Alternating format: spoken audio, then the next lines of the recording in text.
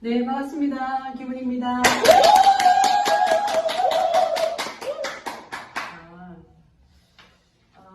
이제 최근에 지난번에 한번 얘기했었는데 사람의 재능이 엄청 많대요. 한 사람이 여러 가지 재능을 갖고 있는데 우리가 자꾸만 한 가지 재능에 이렇게 우리가 이제 몰아서 가려고 하는 게 있어요. 그래서 자꾸 있는 재능을 퇴화시키는 그런 게 있는데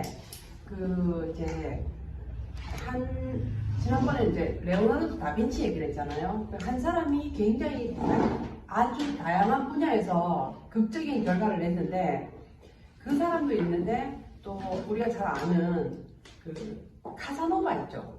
카사노바도 엄청 이렇게 능력이 많았대요. 재능이 많았는데 그 중에 하나가 뭐 6개 국어를 했고 한 사람이 그리고 프랑스 왕실의 의사를 했고 그 다음에 스파이도 하고 그 다음에 감옥에도 갇히고 탈옥도 하고 연애도 하고 하여튼 불륜도 일으키고 하여튼 굉장히 많은 일을 한 사람이 했다고 믿어지지 않을 만큼 엄청나게 많은 일을 했거든요. 그러니까 이제 그게 가능하나? 근데 우리가 자꾸 제한을 해서 그렇지 우리도 그런 재능이 있대요. 그래서 뭐만 머릿속에서 빼야 되냐면 내가 어떤 것을 받아들이고 그걸 자기화시키고 극대화시키는 능력 있죠. 그게 어느 분야에 발달된 게 있어요. 근데 내가 그거를 4년제 대학을 안 나왔다는 이유로 자기를 제한한대. 내가 그 전공을 안 했으니까 나는 그래서 말하면 안 돼. 이런 거 있잖아요. 우리 파트너 중에는 내일을 배운 적은 없어요. 너무 잘해요. 너무 잘하시는데 배운 적은 없어. 근데 굉장히 프로급이거든요. 그럼 이 사람은 프로죠. 배움의 과정은 빠졌지만 본인이 여러 차례 시도해보면서 잘할 수 있는 상태가 됐잖아요. 그래서 지금 시대는 하긴 엄마가 보면 빨래도 잘하고 청소도 잘하고 하여튼 계절별로 업무를 되게 잘하는데 이제 가정학교는 안 나왔잖아요. 그죠? 근데 엄마는 너무 잘하잖아요. 근데 지금 시대는 그런 인재가 필요하대요. 그래서 제가 이제 이 되게 다루기 어려운 주제잖아요. 건강, 면역 이런 거. 지금 다들 건강, 면역에 관심이 있을 텐데 근데 그런 주제를 나 같은 사람이 한다. 내가 비전공자죠. 어떻게 보면. 그죠? 근데 그렇죠. 미대면. 근데 이제 근데 무슨 자격으로 이렇게 얘기하는 거죠.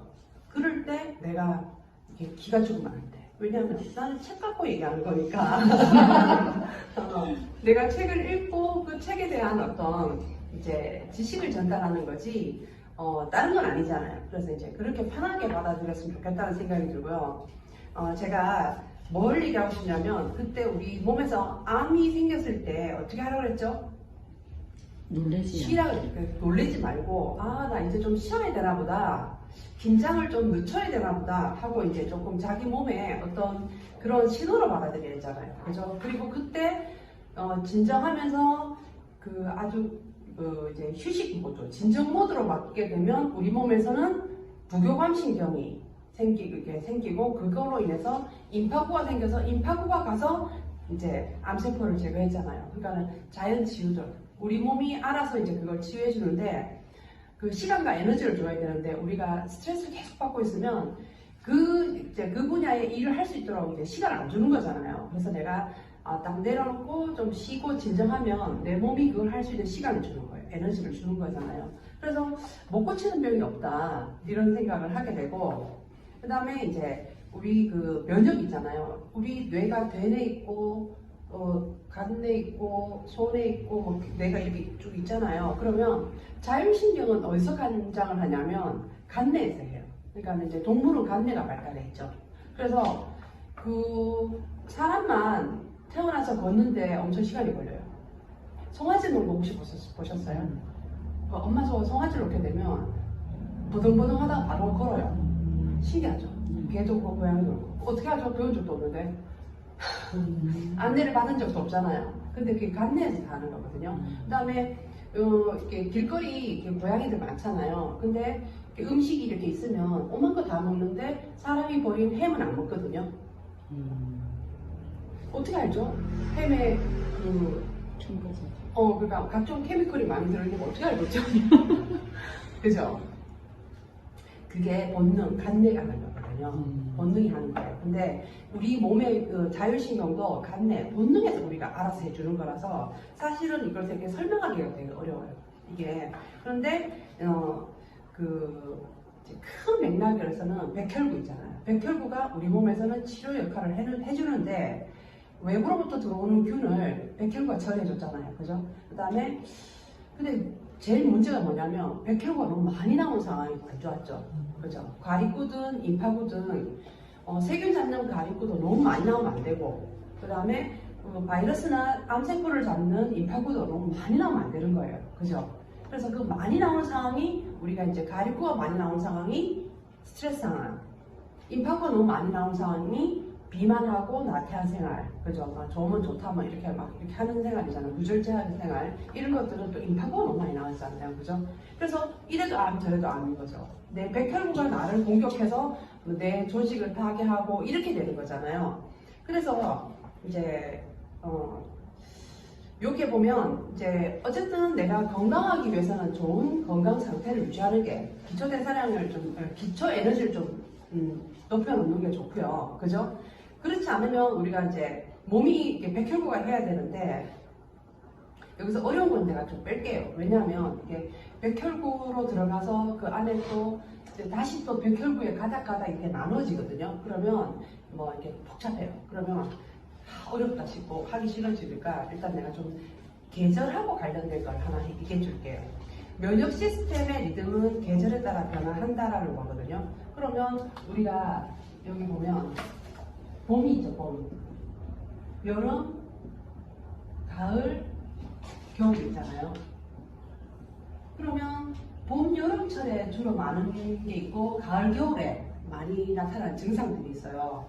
그러면 그게 누구의 영향을 많이 받냐면 기온, 온도와 그 다음에 기압의 영향을 많이 받거든요. 그래서 이제 봄에는 사실은 기온은 올라가죠. 기온은 올라가고 기압은 떨어지더만요. 기압이 떨어지니까 좀 이완되거든요. 기압은 떨어지면서 약간 이완이 되거든요. 그러다 보니까 부교감 신경이 우위가 돼요. 그죠? 그 부교감이 올라간다는 거는 상대적으로 교감은 내려간다는 뜻이죠. 그러면 부교감이 올라가면 누가 활동한다고요? 임파구가 늘어나죠. 그죠? 그렇게 되면 여름은 또 비슷해요. 부교감 이 상태가 비슷하거든요. 그래서 어떻게 되냐면 임파구가 증가했기 때문에 나타나는 질환들이 주로 알러지 종류예요. 알러지 종류가 이 기온하고 기압 때문이거든요. 임파구가 늘어나니까 이제 알러지 종류가 늘어나는 거예요.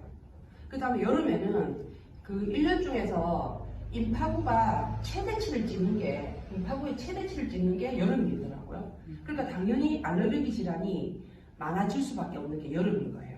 이제 그러면 이제 가을, 겨울 때는 기온은 점점 떨어지죠. 그죠? 그 다음에 기압은 또 상승하거든요. 기압은 상승하게 돼요. 그리고 기온이 떨어지고 기압은 최고를 치는 겨울이죠. 요때. 그러면 이때는 과립구가 다 반대죠. 여기는 교감이 되기 시작하겠죠. 그죠? 교감 신경이 이렇게 올라가고, 그 다음에 그러니까 당연히 과립구가 늘어나겠죠. 그러면 이 계절에는 과립구가 맥시를 찍는 거죠.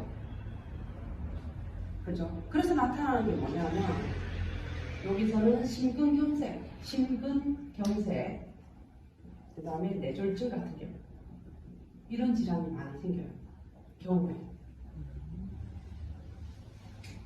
여름에 알러지가 절정을 치고 겨울에 이제 이런 질환이 절정을 치는 거죠. 아토피 있는 아이들이 여름에 고생하죠. 고생하거든요. 왜냐하면 이게 요 기압 떨어지고 기온은 최대치를 찍고 이렇게 되는 상황이니까 요때는 이제 알러지가 많고 요때는 이제 가을보다 겨울이 훨씬 더 그게 많죠. 그래서 계절 따라 우리 면역이 조금씩 바뀌는 거예요. 그러니까는 이런 조건 때문에 가립구가 많아져서 가을보다는 겨울 쪽이 훨씬 더 뇌졸중 환자들이 많죠. 추운 날씨에 새벽에 운동하지 말라 하거든요. 연세가 좀 이렇게 이미 혈압이 좀 있으시거나 이제 기저질환이 좀 있으신 분들은 찬 공기 바로 쐬는 거 안 좋다는 사는 이유가 이런 원리 때문에 가비가 이미 많은 상태이기 때문에 그렇다는 거죠. 그래서 이제 그러면 이제 여기에 보면 그때 이제 면역은 어디서 나오지? 면역 물질 백혈구는 어디서 나오지? 이런 거 이제 지난번 했었잖아요. 그래서 여기에 보면 제가 이거 공부하면서 우리 몸은 스스로 다 할 수 있어요. 다 고칠 수도 있고 다 몸을 살리기 위해서 모든 그게 다 돼 있더라고요. 그래서 그걸 할 수 있도록만 도와주면 되는데 면역은 어디에 있을까? 그럼 임파구가 어디 있냐 이 말이거든요. 임파구가 면역은 어디 있냐, 임파구가 어디 있냐 했을 때 흉선이죠. 흉선에서 만들어서 어디다 보관하냐면 임파절. 그러니까 비장에다가 이렇게 좀 임파구를 말하는 거예요. 이거 임파구. 아까 설명을 하나 뺐는데 임파구가 NK세포하고 T세포하고 B세포를 말하거든요. 너무 건너뛰었나? 그래가지고 근데 임파절과 비장에 있다가 이제 나오는 거예요. 필요해서 나오는데 우리 여기에 보면 예전부터 있던 면역이 있어요. 면역 물질이 나오는 곳이 있는데 그게 뭐 누선, 이하선, 편도, 이 안쪽에 있는 편도, 그 다음에 악하선, 그 다음에 유선, 장간, 간장, 간을 말하는 거예요. 간, 그 다음에 장간, 대장, 소장을 말하는 거고 충수, 자궁 다 나오거든요. 근데 지금 요 흉선이 이제 사람들이 이게 언제 알게 됐냐면 생각보다 늦게 알았더라고요. 이 면역에 대해서 1960년대 알았더라고요. 흉선이라는 곳이 있다는 걸 알게 되고 거기에서 임파구가 나온다는 거를 그러고 보면 얼마 안 됐죠. 이걸 찾아낸 거는. 근데 우리 몸에서 그러면 이렇게 몸이 있으면 흉선이 어디 있는데요? 이렇게 믿을 것 같다. 그렇죠. 흉선이 어디야? 그러면 가슴선에서 한 요 정도 위치에 있거든요. 거기가 흉선인데 여기에서 만들어진 이 물질이 임파는 어디 있죠? 찾아봅시다. 임파는 목을 이렇게 붙여놨네. 이렇게 목이 있으면 요쪽 목에 지금 요쪽 있죠. 요쪽 있고 이 겨드랑이 이렇게 팔이 있으면 겨드랑이 네. 요 목, 그 다음에 이 사타구니 요런데 여기 이렇게가 임파절이거든요. 임파절. 그럼 거기에다가 임파구를 이렇게 저장해놨다가 나가는 거예요. 비장은 어디 있죠? 위 옆에. 그렇죠. 요렇게 된 요 위 옆에 큰 장기가 있거든요. 요 비장에 돼 있어요. 그러니까 비장과 임파절에 이렇게 갖고 있다가 그게 나오는 거예요. 그러면 이제 우리가 이제 젊었을 때 20대에는 이 면역이 우리 사람마다 다 다르겠지만 면역이 절정을 찍는 게 20대예요. 20대에는 아까 말했던 그런 장간, 흉선, 편도 뭐 이런 온 데가 다 발달돼 있고 거기서도 면역 물질이 나오고 흉선도 엄청 이렇게 발달돼 있거든요. 면역이 최고를 찍는 게 이제 20대인데 그런데 요게 이제 20대 이후로는 기능이 퇴화돼요. 그래서 옛날 우리 유산균 공부할 때 알았죠. 흉선 기능이 퇴화됐기 때문에 장간의 어떤 면역으로 몸을 운영하다 보니까 면역이 2분의 1로 떨어지는 거. 흉선이 해줬던 큰 역할이 점점 약해지는 거예요. 그러면서 이제 우리가 말하는 소장, 대장 있죠. 거기서 해주는 거, 간이 해주는 거, 이런 게 충수, 이런 게 해주는 것들이 이제 받쳐주냐 안 받쳐주냐 이러더라고요. 그러니까 우리가 여기서 여자들은 보통 40대에 갱년기가 오잖아요. 근데 갱년기 보통 70, 49하고 49세에 갱년기가 많이 오잖아요. 그죠? 40대. 그런데 요때 갱년기 11가지 증상이 없는 사람이 있어요. 그냥 쑥 넘어가 버려. 그래서 10년을 아무렇지 않게 살아가는 사람이 있거든요. 보통 갱년기는 10년 주기로 계속 반복되거든요. 호르몬 때문에. 근데 어떻게 해서 그러면 그 사람은 아무 일도 없이 그냥 쑥 지나갔지? 우리 주변에 그런 사람이 있어요. 혹 가다가 갱년기가 뭐야? 이런 사람이 있거든요. 근데 그 사람은 우리가 말하는 여성 호르몬 에스트로겐이 해줬던 호르몬이 있죠. 요거를 대체해주는 호르몬이 성장 호르몬 이런 게 있어요. 부신 피지 호르몬. 이런 게 충분한 사람들은 내가 에스트로겐이라는 이 호르몬이 없어졌음에도 불구하고 얘가 못하는 일을 얘가 대신 뛰어들어서 해주는 거예요. 그래서 갱년기를 모르고 지나가요. 그 다음에 10년 주기로 또 한 번 더 갱년기가 또 오죠. 왔을 때 그럴 때 막 치아도 가버리고 뭐 하여튼 그때 막 틀리하고 이러는 분도 있거든요. 칼슘이 확 빠져가지고. 근데 이제 뭐 남들은 60 맞으려고 너무 힘들어하는데 본인은 아무렇지도 않게 지나가는 사람이 있어요. 그 사람들은 또 무슨 호르몬이냐면 부신피질 호르몬이 많은 사람들이죠. 이런 사람도 그냥 넘어가요. 대체를 해주는 거예요. 에스트로겐을 대체해주는 다른 물질들이 있거든요. 누가 안 해주면 다른 누가 또 해준다고 이런 게 있어요. 그러니까 이게 대체 물질이 발달할수록 그냥 죽는 날까지 질병도 모르고 굉장히 이제 최상의 컨디션으로 사시는 거예요. 근데 20대를 정점으로 찍고 이때로 돌아가는 게 아니에요. 떨어지거든요. 이렇게 떨어지잖아요. 근데 지금 면역이 체벌점이 20대랑 80대랑 비교하는 게 아니고요. 이때가 아니고 보통 사람이 최고를 찍는 점에서 최상위 점을 찍는 거예요. 컨디션이 좋은 사람들은. 이해되죠? 네. 그래서 내가 지금 50인데 50에서 내가 나올 수 있는 몸에서 나올 수 있는 면역이나 이런 것들이 반도 안 되는 사람이거든요. 이미 장기를 몇 개 드러낸 사람도 있을 수 있단 말이에요. 그죠? 그런데 내 장기 그대로 다 있으면서 이제 예를 들어서 내가 컨디션이 최고점을 찍는다. 그러면 내 면역이 해주고 있다는 거거든요. 그죠? 근데 면역이 못 해줘서 이제 그 구멍 난 게 있다는 거는 일단은 지금 굉장히 빨리 몸을 도와줘야 되는 상황이라는 거죠.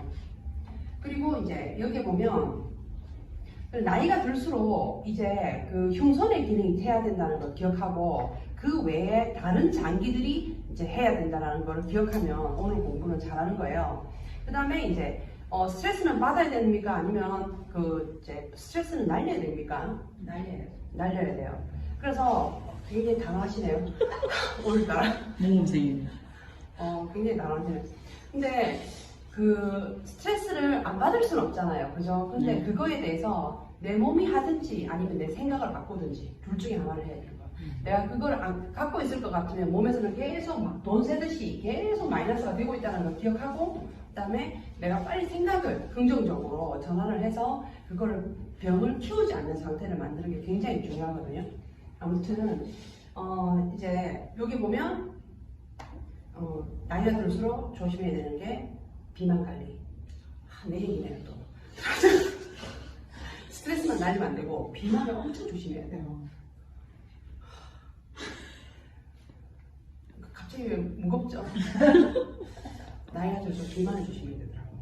면역이 떨어지는 것도 있지만 대사 기능이 떨어지기 때문에 굉장히 쉽게 비만하더라고요. 그래서 요거 이렇게 하면 여기에 보면 이제 여기까지가 이제 3장이 끝나는 거고 다음에는 알레르기 치유에 대한 내용이거든요. 여기까지 하고 다음 장에 뵙도록 하겠습니다. 18세기 항해 선원들의 영양결핍에서 시작된 비타민C의 긴 역사 속에서 뉴트리라이트는 남다른 비타민C를 만들었습니다. 일찍이 식물영양소에 주목했던 칼렌보그는 1956년 하와이에서 비타민C가 풍부한 아세로라 체리를 연구하였습니다. 그리고 프롬시드 투 프로덕트라는 철학하에 아세로라 C 비타민을 만들었습니다.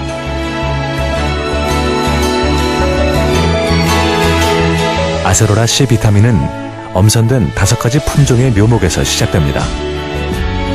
또한 엄선된 묘목일지라도 반건조 극한지대에서 2년의 적응 기간을 견뎌내야만 비로소 아세로라 체리를 생산할 자격을 얻습니다. 수확도 열매가 붉어지기 직전 아직 푸릇푸릇할 때 이루어집니다. 그때가 비타민C 함량이 가장 높기 때문이죠. 이렇게 수확된 아세로라 체리는 빠른 시간 내 농장한 첨단 농축시설로 옮겨집니다.